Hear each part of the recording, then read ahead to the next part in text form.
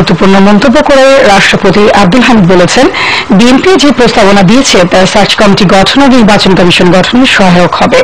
বঙ্গভবন থেকে পাঠানো এক প্রেস বিজ্ঞপ্তিতে এই মন্তব্য করেন রাষ্ট্রপতি। আলোচনাকে সমস্যা সমাধানের পথ হিসেবে উল্লেখ করেন রাষ্ট্রপতি আব্দুল হামিদ।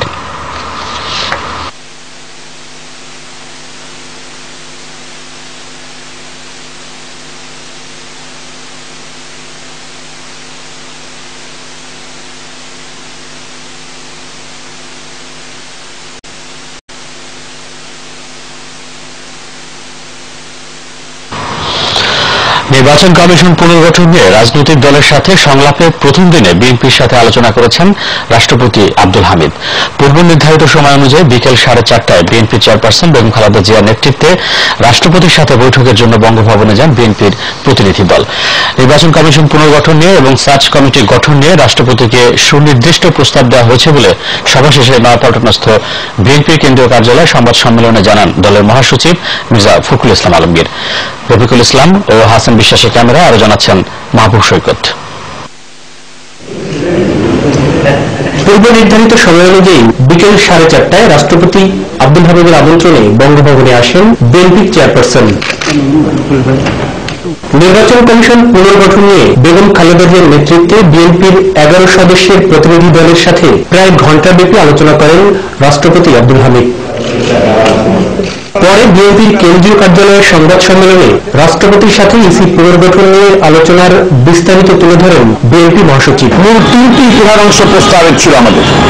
একটি হচ্ছে বাছাই কমিটি গঠন, দ্বিতীয়ত হচ্ছে নির্বাচন কমিশন গঠন, যেটাও সকলের কাছে গ্রহণযোগ্য এবং আপনার মাথামতো ভিত্তিতে হতে হবে, আরপিওর সংশোধন ও নির্বাচন কমিশন শক্তিশালীকরণের প্রস্তাবগুলো আমাদের ছিল। 3টি অংশে ভাগ করা। রাজনৈতিক দলগুলোর সাথে রাষ্ট্রপতির আলোচনা সংকট নিরসনে ইতিবাচক ভূমিকা রাখবে বলে জানান তিনি।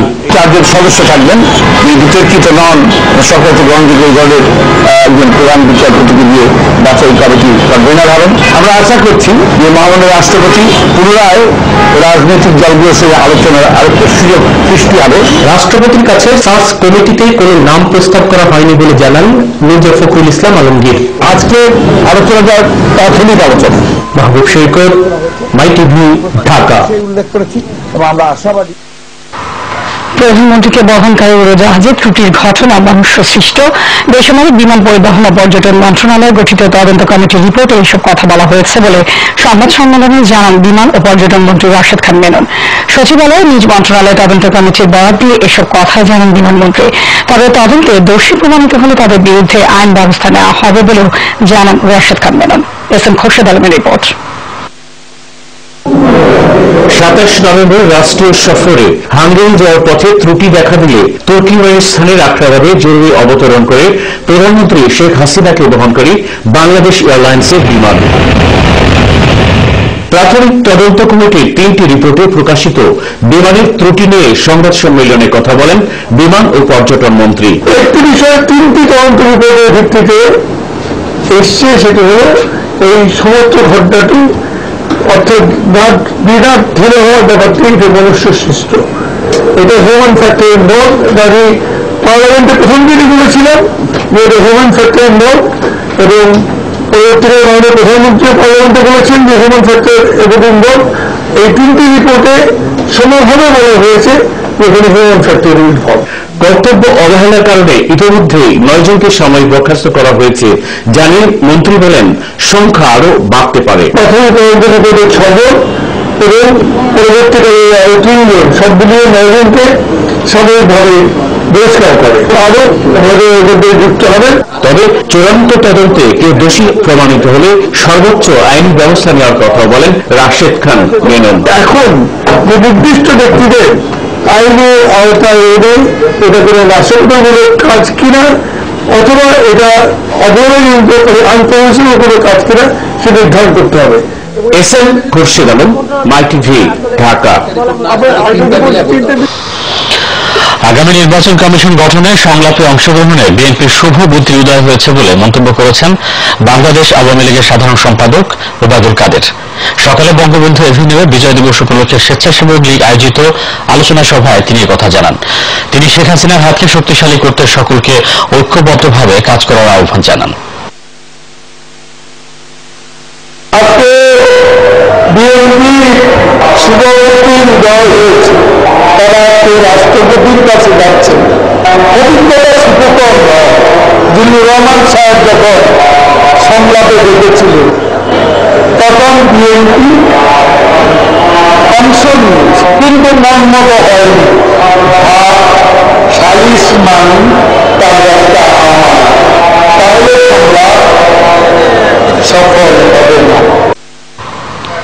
আইন শৃঙ্খলা বাহিনীর ধারাবাহিক তৎপরতায় নিখোঁজদের অনেকেই ঘরে ফিরে এসেছেন বলে জানিয়েছেন স্বরাষ্ট্রমন্ত্রী আসাদুজ্জামান খান কামাল। শুধু তাই নয়, বাকিদেরও খুঁজে বের করার নিয়ন্ত্রণ চেষ্টা হচ্ছে।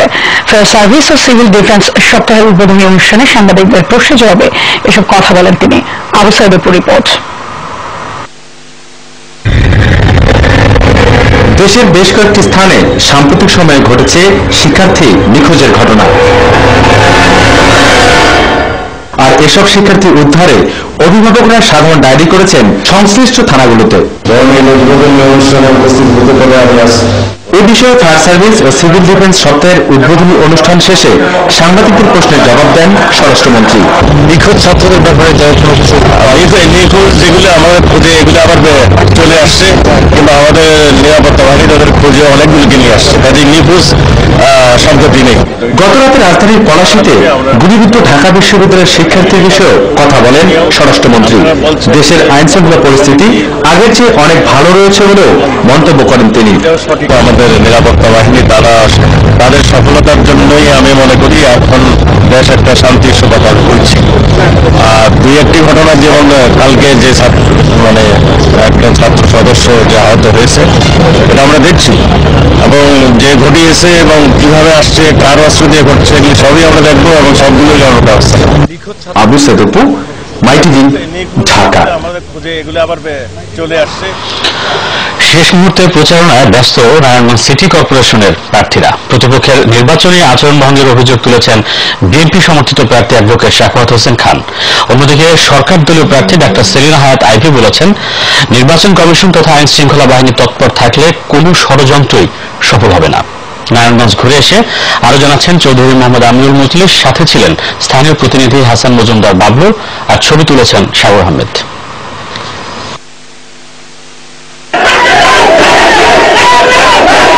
শেষ মুহূর্তের প্রচারণায় সরগরম নারায়ণগঞ্জ সিটি কর্পোরেশনের নির্বাচনী মাঠ। কেন্দ্রীয় নেতাদের পাশাপাশি স্থানীয় নেতারাও অংশ নেন প্রচারণায়। সরকার দলীয় প্রার্থীর বিরুদ্ধে নির্বাচনী আইন ভঙ্গের অভিযোগ বিএনপি মনোনীত অ্যাডভোকেট শাখাওয়াত হোসেন খানের। আপনারা দেখেছেন যে উনি আচরণবিধি ভঙ্গ করে বড় বড় নৌকা টাঙিয়েছে এবং আমার পোস্টার ছিঁড়ে ফেলা হচ্ছে, আমার বিভিন্ন কর্মীদেরকে বিভিন্নভাবে হুমকি ধমকি দিচ্ছে।